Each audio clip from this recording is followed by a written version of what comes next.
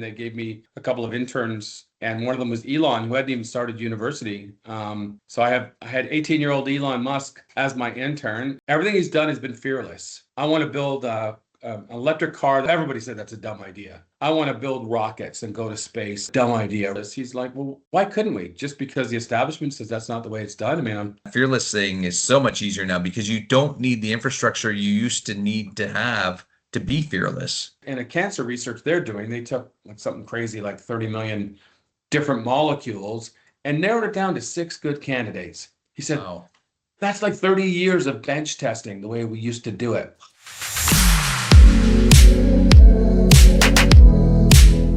Hi, everyone. Daniel Kube here, and here's another edition of Executive Conversations. And today we're lucky enough to have an old friend, colleague, and I guess co-worker of mine, because I work with Dave on a bunch of different levels, Dave Carter, who's the current CEO of the Innovation Factory in Hamilton, which is one of the regional innovation centers. But Dave has a very checkered and interesting past. I wouldn't say checkered, but definitely an interesting past. And, you know, one of the things that I absolutely love about Dave is the fact that he has been on the coalface, in the trenches, in the arena, being an entrepreneur.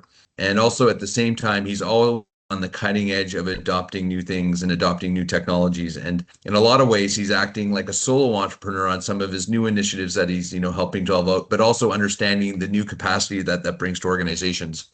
But let's take this back, because Dave has a really unique and interesting history on how he got to where he is currently. Dave, I'd love for you to talk about the early days and when you got started, and why did you choose tech? Right. And how did your career take you to where you are today? Because you were on a big for-profit path, and now you're more in the give back mode, helping entrepreneurs scale and succeed. But something switched and you got to this point somehow. I'd love to hear about the journey. Yeah, because look how old I am. That tech was the wheel. We started with the wheel. Yeah, honestly, as much as everything seems different, it's still the same, right? I got into tech because PCs were coming out, and I was at a restaurant who bought a PC to run the organization, and it was new. And I was fortunate enough that, my mentor there actually knew how that would help the business and kind of explained to me why, computers are fun and cool, but here's how I was going to save money. And he really sort of put me in that mindset from my very first job, right? This is me as a restaurant helper and a waiter kind of thing. And then I was lucky enough to end up as a computer consultant in the early PC industry, right? Things like spreadsheets were new. That's, again, how old I am. Are you a comp sci grad or science grad, or what was your degree? No, I'm an aerospace dropout. Because, if you had that busboy restaurant, you had to make those hard decisions, busboy or aerospace engineer. It was pretty heavy course load, and I was living on my own. And so I really didn't have much choice, but I really was interested in computers. And I briefly actually went back to one of the colleges for computers, and they were still talking about mainframes and business process. And they really thought the PC was just this toy thing. So I got into that. The restaurant was literally chatting up a table at the restaurant once. I think I was serving tables because a waiter quit or something. And they were talking about a PC problem. And I said, oh, yeah, here's your drink. And also, if you hit F7, that will clear up your problem. And they sort of like, well, how do you know this? And I explained, we were running the restaurant on a computer and had also bought a point of sale system. So it was networked. And, this is 80s. So it was 82, before the Mac, right? So I ended up helping them out with a problem. They were just down the street, and they ended up hiring me. And and this new thing called desktop publishing was coming out. So they said, would you learn that too? And as much as like the younger me was like, this is fun, cool stuff to play around with. As I got a bit older, you start going, man, this technology unlocks something you couldn't do before, right? This smaller group of people could publish stuff. This smaller group of people could do analysis without mainframes on spreadsheets.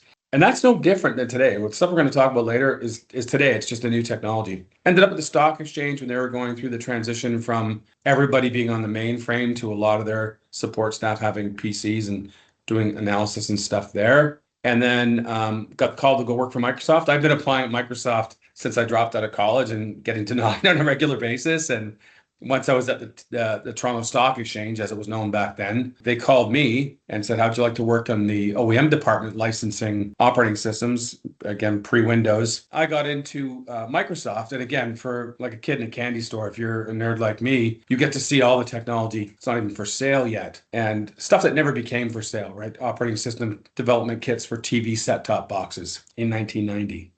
I've just been constantly fed this kind of technology with the challenge of how's it going to change things? And that's just, frankly, what entertains me. I think the way I think. Then the best part too is you get surrounded by really interesting people that, now we look back in time and they turned out to be important people, but at the time we're just cool, interesting people just like yourself, right? So it's that Microsoft, then I did that for 11 years. When I started at Microsoft, there was 26 of us in Canada. When I quit, there was probably like 2,600. It had become a bit fat and slow. Sorry, Microsoft people, at the end of 2000. I quit to start my own software company. Did that. We got venture funded by Greylock in Silicon Valley in Northbridge out of Boston. Took a shot at that for 5 years under VC money. Didn't get bought by Salesforce, which is kind of what we were heading for. And so this is 2012. I'd been commuted to Boston, still living here locally. And someone said, oh, if you're around town, you should help at Innovation Factory. They're helping startups. And I was like, Hamilton startups, that's adorable, but tell me more. And that's when I realized that there was this ecosystem of startups helping each other, because when I started, that didn't exist. Put my head down, aimed at Silicon Valley, and just assumed nothing was going on in Canada. Then you put your head up at home and realize there's a vibrant ecosystem in Waterloo, which I really wasn't that aware of, except for the Blackberries, and Toronto, and that this was being built in Hamilton. And so I started helping out Innovation Factory. They eventually asked me to become the executive director and now CEO. I thought that was going to be a fun, maybe 3-year gig while I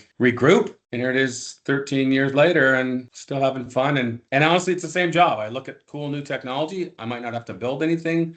Someone else might be building it. I get involved in great discussions about how that's going to influence society or business or opportunities or, whatever that is. Yeah. I think, one of the things that you've done a great job with is, creating programming and also dynamic programming that kind of is rolling with the times. And that's probably more important than ever. But the other thing is helping entrepreneurs understand how tough that journey will be and try to get programming to accelerate them or separate them out and say, maybe this is not for you. But I think the cool thing about you is you've actually seen at the very beginning of their career some of the, I guess, most impressive entrepreneurs in the world. And I know in your Microsoft days, there was some guy, I kind of vaguely remember his name, who worked for you. Maybe talk about that Elon, story, just because I can't remember his last name. It was Elon something, electric cars, blah, blah, blah. Yeah, in 1990. So I'm a 26-year-old kid at Microsoft, just started 6 months in, and they gave me a couple of interns. And one of them was Elon, who hadn't even started university. I had 18-year-old Elon Musk as my intern, who everybody asked. He was a really bright, energetic, fearless kid. That's the term I always make sure I use, is fearless, because he'd just do anything. I'd send him, we had to go meet startups, computer stores, and we had a pretty hostile relationship because Microsoft didn't have a direct relationship with those stores. You had to go through a distributor. So there were a lot of people that were bitter. We just took it with a grain of salt, went and met with these guys, came back, wrote up some notes, always had suggestions, always looked more broadly at the business, like, why don't we do this and why don't we do that? And so I obviously didn't know he'd become what he became, but I knew he was going to be the kind of guy that churned on this and just ground until he found out his thing. And of course, if you don't know the Elon story, the early days, he went to Queens and he created a company called Zip2, which was like a Yellow Pages kind of product. And that was bought by let's call them the Google at the time, Alta Vista. And so here you have this kid, near the end of his university career, exiting with, depending on the story, somewhere between $10 and $30 million. And of course, people predict, well, great, he did okay, but he'll blow it. No, he just kept turning that into more interesting things. And if you look at his career, independent of how you feel about what he says publicly or any of those things, everything he's done has been fearless. I want to build an electric car that's a sports car, that's a luxury car, not a just good on gas car. No, everybody said that's a dumb idea. I want to build rockets and go to space and return them. That was all part of the experts. Oh, what a dumb idea, right? It's just idea after idea. And I think because he's fearless, he's like, well, why couldn't we? Just because the establishment says that's not the way it's done. I mean, he sketches out on a napkin and it all looks possible from a technology perspective. And that's, again, independent of how you feel about how he runs his companies or what he says publicly, that's been his success, is he's fearless. And he doesn't dive into these things without knowing what's going on. He's accepting that this technology has the ability to change, right?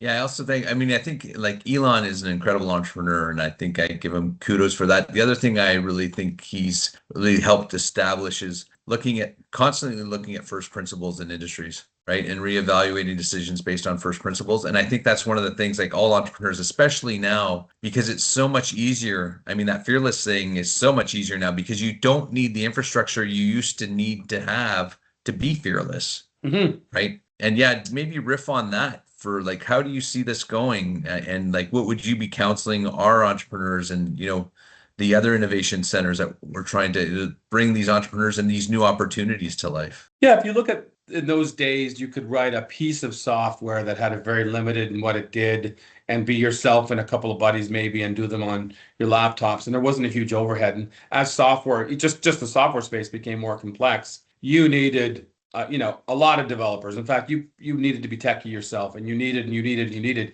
So even if you had a great idea and you knew about it because you were in that domain, you still had to think about, okay, well, how can I afford 10 people to do this? Or even having an agency build the software for me, hoping I knew how to describe what I wanted. And so that was a big inhibitor for a lot of people, especially if you weren't techie, right? All of the early people that did well in the dot-com era were the techies. They built it themselves. Think of all the domain experts who said, man, this industry would be better if only we had and they couldn't proceed with that if only we had Now you have AI. Now you can literally speak to AI and say, well, build me a prototype of what that kind of banking advice app might look like, or, whatever it is you're envisioning. Or, read all the, I don't understand this machine area. So tell me if machines exist that do this, and where are they from, and who do they sell, and where do they go for? And all those questions in that riffing, which could take 6 months, or which could be things that you find out after you've invented the product, we can now do with AI, right? We can be, and they keep talking about that solopreneur that could be, a unicorn or the $1 billion company. It is possible now because we don't have to necessarily invest in just a whole bunch of people just to bring the idea to fruition. Now, if you're manufacturing something, it might not be that easy, but you can sure do a lot of research and figure out who the players are and understand the market just in discussion mode back and forth with these, AI bots. Mm-hmm. One of the things, just drilling back to your recovering entrepreneur days, I mean, you guys had a pretty interesting run. A Canadian company getting invested by a tier one, and, something hit their tracks the wrong way and it didn't work. But what were the big things that you learned, and do you apply them still equally to this day? Like, does that knowledge transfer? Some of the things I learned and they don't apply anymore. So, if I look at what was our exit strategy? Our exit strategy was be a piece of a more complex piece of software like Salesforce, get bought up by Salesforce. You don't have to worry about customer acquisition costs because they've got 1 million customers now. Buy your software and deliver to those people. Good, because customer acquisition and lead gen and all that stuff is expensive and fat and large. So all those things that we hope to have an exit to do, now we can start to think about, well, I don't need that big company to do that. In fact, that big company might be a liability. And we've seen this big shift with Salesforce determining that one of their core values, which was all these really cool complex dashboards for all kinds of industries, maybe not such a big deal. Maybe it's managing the data and be able to extract it through AI is a bigger deal. Maybe charging a license per user when one user can do the work of 10 times the number of people isn't a good idea, because maybe it's going to cut my revenue in half. So, change it to a consumption model. So I learned a lot about how big the market could be and how complex it can be. But then I also now, it helps me see some of the changes in AI and how those things wouldn't even be necessary anymore, right? And I think, so I wonder how much getting plugged into some of those ecosystems will matter as much. I still think you need to plug into as many ecosystems as you can, and and investment's still nice depending on what you need to run your business. But it's not, we would have died if we didn't get venture capital investment. We just couldn't grow beyond a certain point. It would have just been the death of a 1,000 cuts, always fighting, always grinding. But now you need that, right? So, I mean, but what were the things you learned that you still live to this day? Like, your work ethic's pretty solid. Work hard. Yeah, the big thing I learned, I wish I had this job before I had the other job, because the big thing I learned is the invention part, while important, is still pretty small. Does that product have a place that seamlessly gets to the customer in an obvious sort of way? There's someone who's already prepared to pay for it, right? The end of our product was around social media marketing. Again, a novel thing in 2007. But we had to convince VPs of marketing this was going to be an important thing. And we had to convince them that this is the value and this is the kind of person that should be controlling your social media, not your intern. If you have to convince somebody that they need your product, that's already hard. If you can talk to a customer and go, what is keeping you up at night? And they're like, oh, customer acquisition costs are too expensive. You go, good. That's the problem I'm going to solve, because I know the person that would buy it and I know they have a budget to fix that. It's just so, especially, if you're a nerd, you want to do cool things with software. And then once you've done something cool, you spend too much time convincing some that it was cool and hard and you should buy it.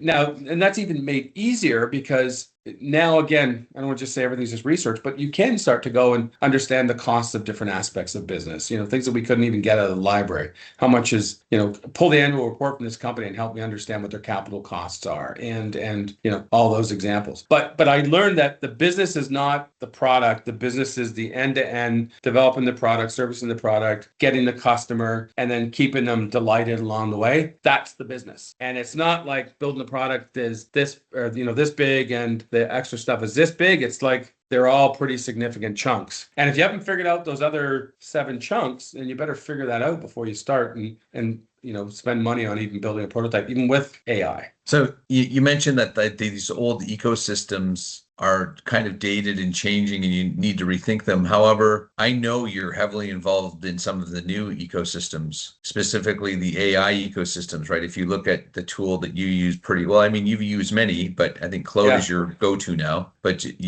Claude has a whole bunch of different dimensions in its ecosystem that are expanding massively. What are your thoughts there, and what would you be counseling people to be doing related to the tools? That's my challenge now as someone getting back into a area of technology is you do have to look at what is in the ecosystem, who are the people you can learn from, what are the resources to learn, because there's not just people now. So like you said about Claude Code, you've now got to immerse yourself in that. Is your skill novel, or is it just, there's a lot of people who come to me and say they can do research for a fee, and it's like they don't know that I realized AI was born. Like, we could do research and it only cost you $10,000. I'm like, okay, or I could do some of this myself because it feels like that's what you're going to do. But with things like Claude Code, or if you're in a computer animation, there's ecosystems of people that are also on the leading edge trying stuff out. You don't need to test everything. You can get other people's feedback, right? AI tools are like other software tools. They promise big, some of them deliver, some of them under-deliver. So whatever it is, you start to immerse yourself in it. And for me now, that's Claude Code. And that one, Claude in general, that to me, talk about the sweet spot, right? I'm a 61-year-old ex-developer whose development skills are like 20 years out of date, but I've managed developers and I've built products. I find Claude, it's almost like it's built for me, where I can go, I'm envisioning a product, and I know how to speak like I'm envisioning a product because I can talk in detail, and I know how to say things like make sure it's covers this kind of security or encrypts this or whatever. But my coding skills are really out of date. And it turns out I've got an assistant called Claude who has very modern coding skills, and he's got 35 friends that he'll bring in anytime I need him too. And the other thing too is you think of the investment in testing something out. So we would say don't write a line of code until you do all kinds of wireframing and really think this through. But that was always building the code and seeing what didn't work was always really helpful. It just was expensive and timely. So you would go through wireframing and pretend to write software. Well, now that isn't expensive and timely. You can build a piece of software, realize you missed a key feature that is going to be a rebuild architecturally, and you've got a developer that doesn't get tired, that goes, yeah, okay, I'll rewrite the database and do all this stuff. So what an incredible way to riff on an idea and realize there's a missing feature and not be worried that it's a complete architectural rebuild, right? Which in the old days, that would be like a kiss of death. We took the wrong approach. You could iterate one small feature, but go back from the start to build it. That's just a whole new world. And for me, a whole interesting way to investigate ideas, or, even see if this is how a user would use it. It's not like you're just prototyping, but you're really just building and rebuilding the software over and over again. And then there's the agentic stuff, which is, my biggest challenge as a leader is how do I teach my staff that don't necessarily think like someone that had a software company to think agentically. And they're like, oh, I could have this expensive piece of software write better emails. Yeah, you can, but that's table stakes. That's like spell checking, right? What is it that you do repetitively that could be a process? And this is the crux a lot of companies have to be careful of, because, you and I see it every day. We get a sales pitch that's over personalized because they're using AI and they think they're fooling us. And in fact, they're annoying us because like, don't play buddy because AI is good at it, because I know it's AI, right? Like there's this whole group that they've got this tool, they're using it like a hammer. So, and that's the leadership problem right now, right? When do I engage AI? How much does AI connect with my customers? Because that's certainly dangerous. How much do I let this thing go on autopilot? And that's the advice I'm trying to figure out for myself, for my staff, and that frankly, the advice we have to give entrepreneurs now. Don't hire that marketing person because you could do this, automatically with agent. but you better know what you want the agent to do. So Yeah, a couple of the tricks that I use a lot are I pivot between a lot of the different LLMs, but I find brutal truth because one of the big issues, as you know, is the AI wants you to feel good. yeah, I kind of like Grok because it has a bit more of an edge, but brutal truth mode helps you really determine, is this on point? But even then it can hallucinate. And I mean, that's one of the challenges where the human in the loop is really essential. Because I would argue a lot of the emails, if you read them, some of them are okay, but it's hard to get things that are great. yeah. Right. I got an email today. I replied to the person. I don't even know why I replied because I was sure it was coming from a bot. And it was like, hey, are you guys ready to raise capital? And then it was a follow-up. Hey, just checking in. And I knew it wasn't a person because if he had spent 1 second looking at my profile, they'd know we don't raise capital. We're not for profit. Like our customers might. So that those keywords might have been in my profile, which is what led someone to do it. And it annoyed me even more. It's like, so you just spammed, 100,000 people. Now think of the new problem that creates. So now there's all this noise being created by people using AI that don't know how to use AI. And then there's someone with a legit value proposition. They now have to figure out how to get through that noise to sell their product. So, don't underestimate, because it'll get harder, is customer acquisition is a big message to a lot of these startups for sure. Yeah, I think one of the things that the accelerators and the advisors and the innovation centers will have to help the next wave of entrepreneurs, and also I don't even know what you call the phase of entrepreneurs that started 3 years ago. Hopefully they've skilled up. The legacy entrepreneurs now, I guess, is the fact that they'll be able to launch products in days, but to get someone to trust them, to validate them, is going to be really, really hard. And I don't know if the ecosystem is ready for that yet, or how are we going to help with that, but it's absolutely something that we're going to have to do to be successful. Because you think of it, right? Maybe you build a CRM system, and even if it's all secure, if there's some visible difference that makes it easy for someone to hijack a password, and you've compromised all your customer information, your reputation's ruined. It doesn't matter how good your developers are. You can be known for that hack forever. So we can make mistakes faster is the problem as well. So I think, critical thinking is, of course, the big skill right now. If you can think critically, if you can say, it's like the old days of when apps came out. Hey, I can build an app that does this, and someone will go, but why? Who needs that, right? Just because you can doesn't mean you should. That decision of should I is critical thinking. Is there a market? Does this add enough value that someone would even install it? And so if you can't do that, and you were just a mechanic before, you're just going to create robots that are walking around bumping into each other, right? Yeah. And have you thought, the Innovation Factory, you do a lot with the health sciences and life sciences in addition to transportation.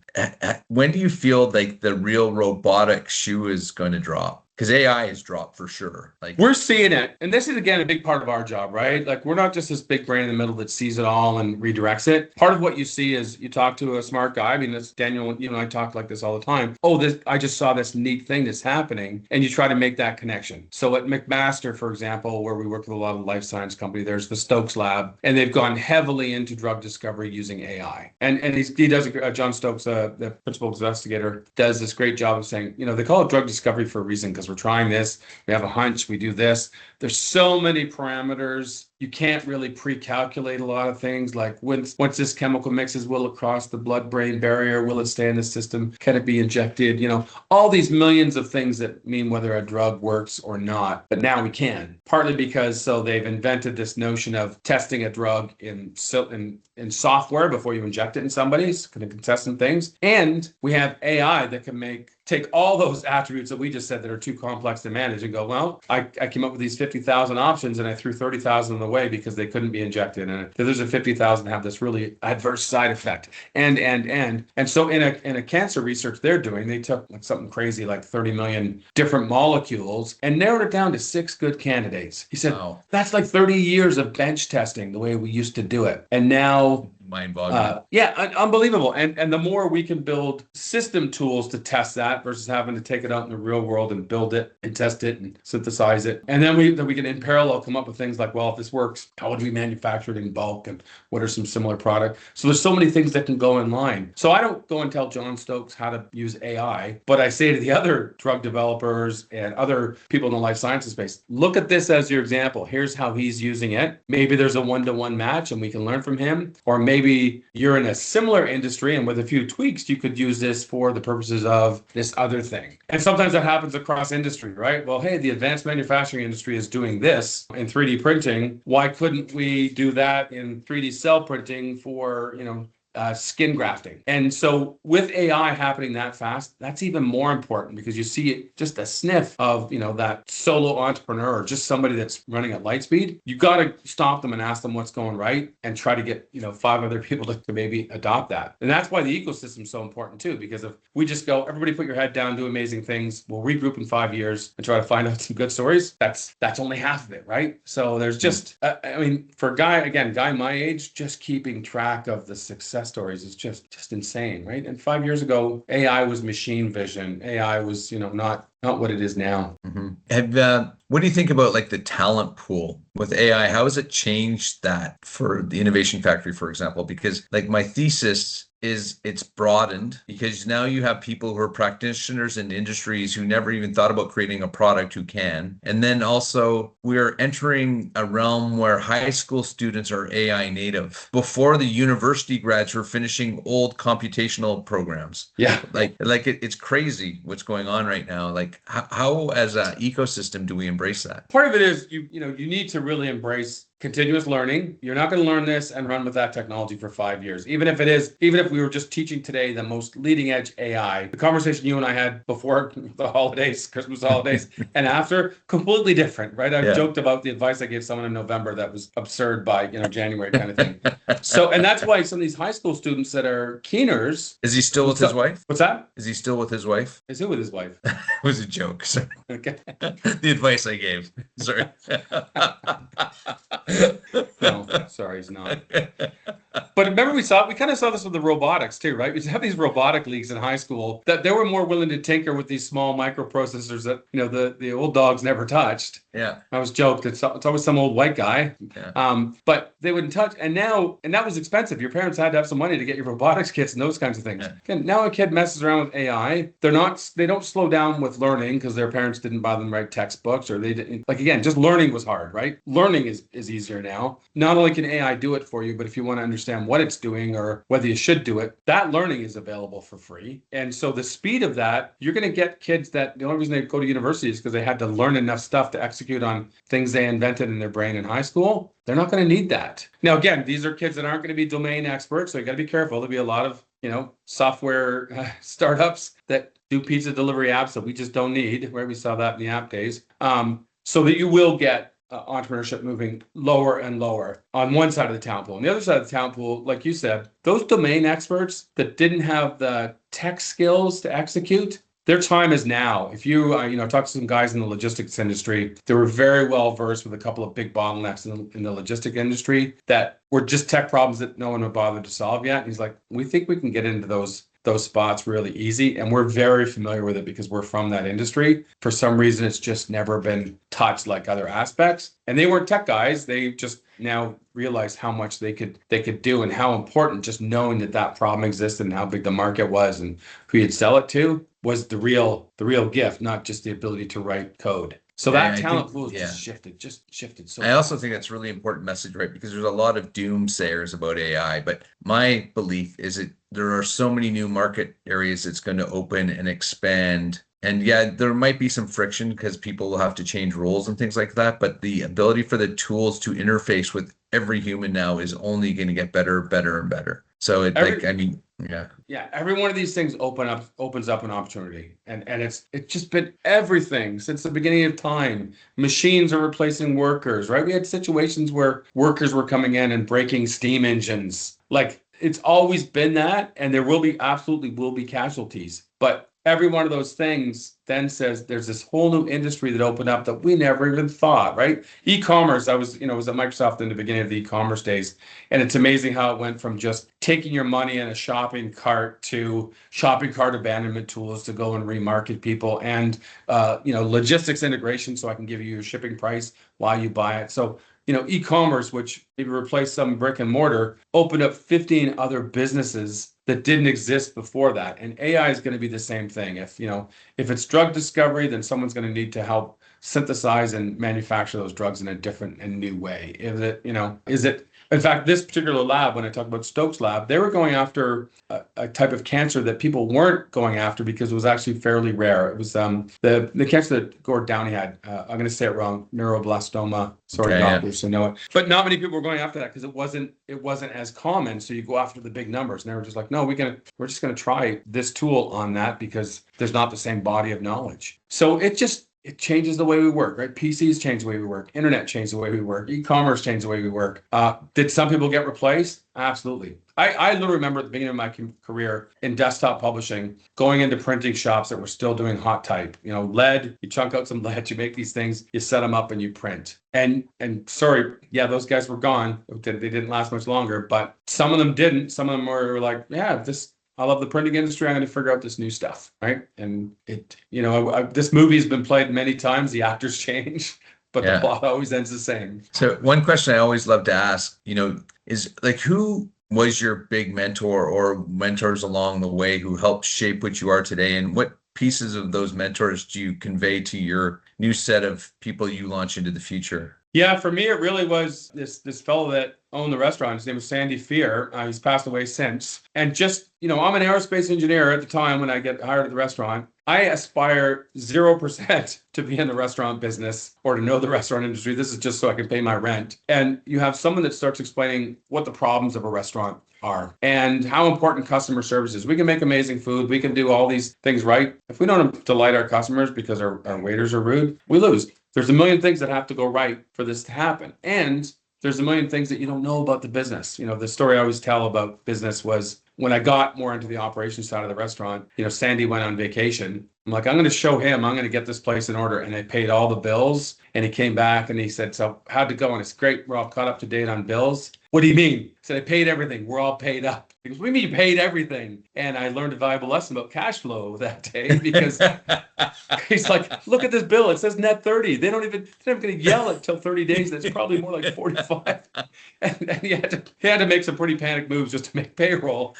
But an engineer doesn't think of that. An engineer doesn't think of that as a business problem. You're like, check the box, payroll paid. And you realize how nuanced some of these things are. And so that'll be the worry that non-critical thinkers using AI. I developed something and I didn't realize it just completely disrupted consequences. Yeah, sorry. Yeah. Now the bus has no brakes that I built.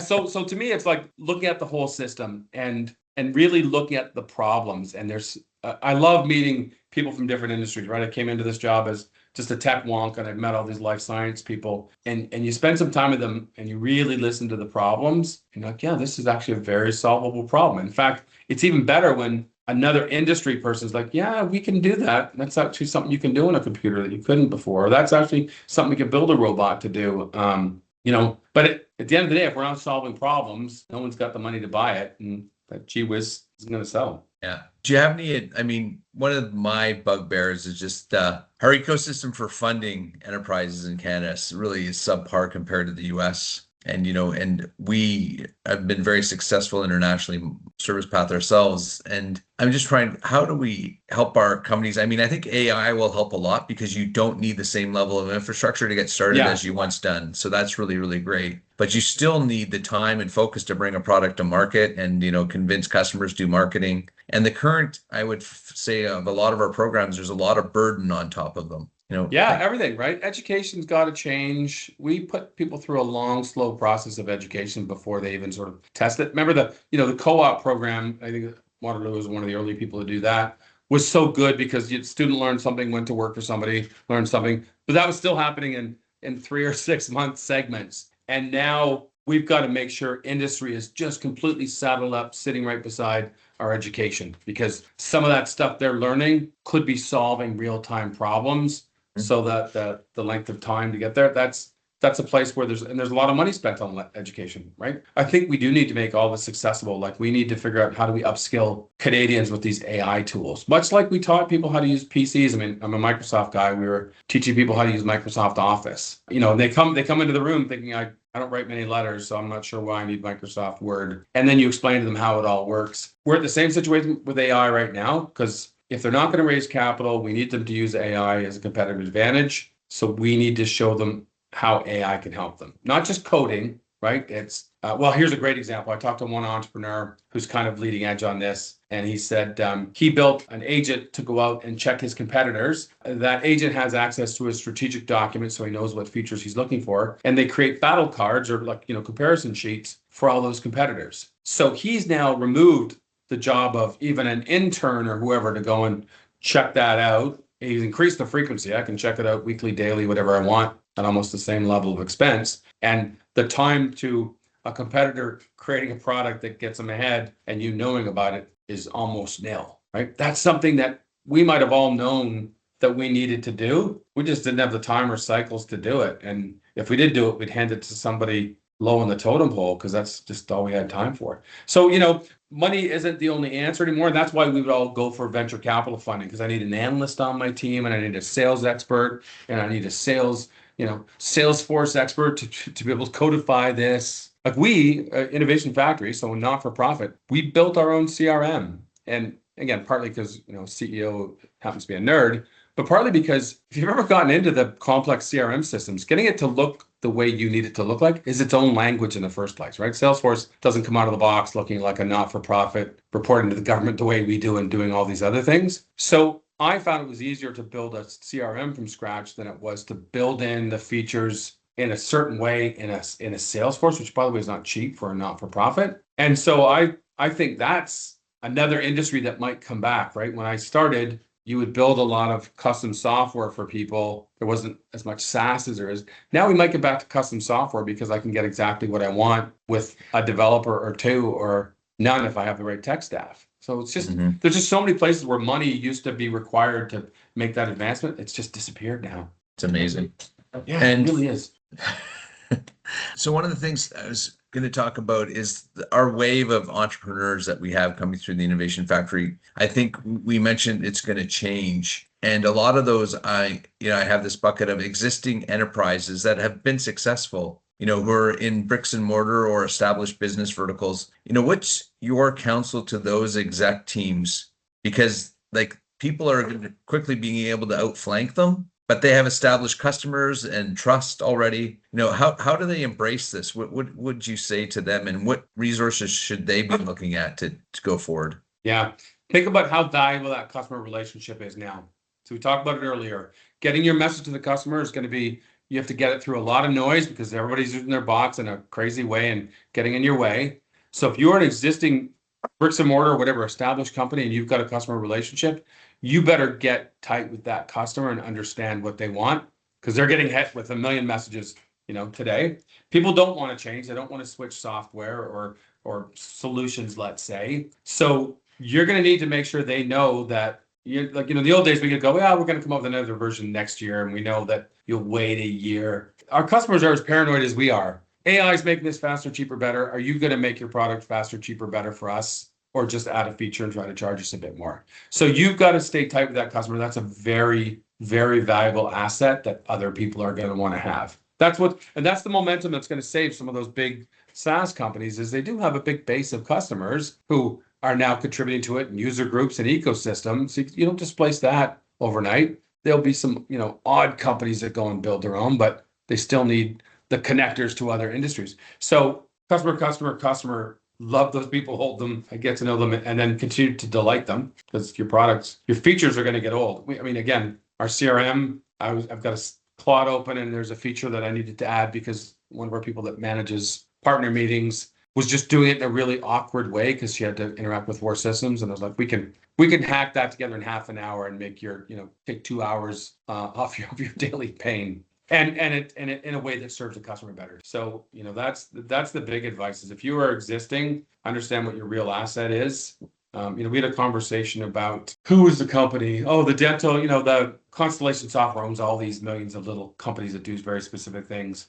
Dental billing. When I was at the dentist and I said, oh, what software are you in now? And they're like, oh, we're in Joe's OHIP billing special module number 2. Looks like it was written when I started Microsoft in 1990. And they don't want to touch it because it works. And no one wants to touch it because it's too small of a market. So let Joe be the king of that market, or whoever's that. Now some dentist is going to get fed up and go, you know what? I should be able to see the patient's x-ray here, and I should be able to see this here. This is what I want. I'm either going to vibe code it myself and hand it over to someone that's even more competent at vibe coding, and they're going to build me what I want. And I'm so annoyed, I'm actually going to sell it to the other dentists too, right? So first thing is you might lose the customer because you just rested on your laurels. And worse, that customer might just decide to sell it to their peers as well. So yeah, if you just I mean, assume, it's interesting that you talk about building. I mean, one of the easy part is building an application. The hard part then is the maintenance and care and feeding moving forward, and also just trust, to your point. But yeah, absolutely. But what about for example, like one of the things we're trying to get all our employees to do is create a baseline of literacy related to AI, right? So like we're trying to get everyone in the organization to have taken at least some of the base courses together that sort of cover all the key bases, and then there's definite specialization depending on your role in the entity. Like, how are you thinking about your programming and what you're telling because I think you have over 1,000 customers in your ecosystem, right? Like, more. We see about 900 a year, and so those customers, stay with us. So let's say there's 2,000 active over the period of a year and a half, 2 years, kind of thing. One is self-organized, right? So we were just talking about setting up agent camps. So as people who don't know how to do this are like, I just want to automate this one process. How do I do it? If we can put a bunch of peers and experts in the room, much like we used to do with our peer-to-peers, and get them going on that, we have a little bit of time for them to spend more time thinking, right? Like there's a few easy wins if we help them and we can free up 10% of their time to sit back and think a little more about this, right? You tell people to try this product. Most of the people, like the startups I talk to, they're working on their business. They're not evaluating new products. They're not testing things. They just, at some point, you have to put your head down and work. So we have to be the ones to go, no, you need to put your head up. This is really important. In fact, I'm going to help fast track you to just implement this. Right. So education and peer groups are just completely changing. Their urgency is changing. You could literally free up time to do more training. But then the other downside is happening fast, right? We, as a not-for-profit, we get Google Suite for free. So, that's Gemini and Notebook LM and some cool products. The team's done a great job of that, but it wasn't very agentic. I mean, I know there is now, and I was always using Claude. So we're like, let's try Claude Cowork. It's very good at interacting with our email. And then some people want to debate that. They're like, well, this one's better. It's like, yeah, and it's going to change in an hour. At some point, you stop for a couple of minutes, do something with it. Now you know where its shortcomings are. Now you know when it's going to be important to change platforms. Again, it used to be you had years between that. Are we going to be a Windows shop? Are we going to be a Mac shop? Are we going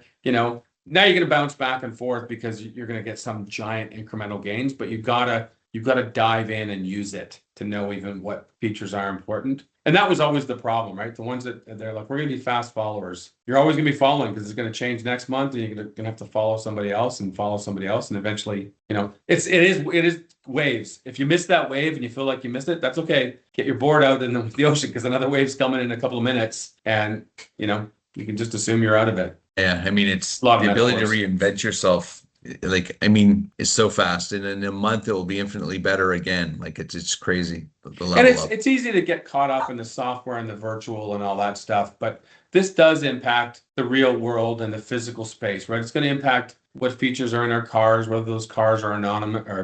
They are anonymous. Some of them just don't want you to know who they are. But the autonomous vehicles, that's going to free up time. We might be vibe coding in the back of an autonomous vehicle. Yeah. Or, all these things in the world that take up time. But could be like social media, where it's the best thing that ever happened to our kids and worst thing that ever happened to our kids, right? So we just have to watch it so closely. Is our life better because of it? Is it not? A lot of people would say, I remember, I was one of the early BlackBerry users, would say, that's the worst thing that ever happened to the mankind. It is. I can give examples of where it saved me, where I could go on vacation and still stay connected to the office, where in the past I just wouldn't have been able to take the vacation. It's going to be the same thing, isn't it? Yeah, and it is.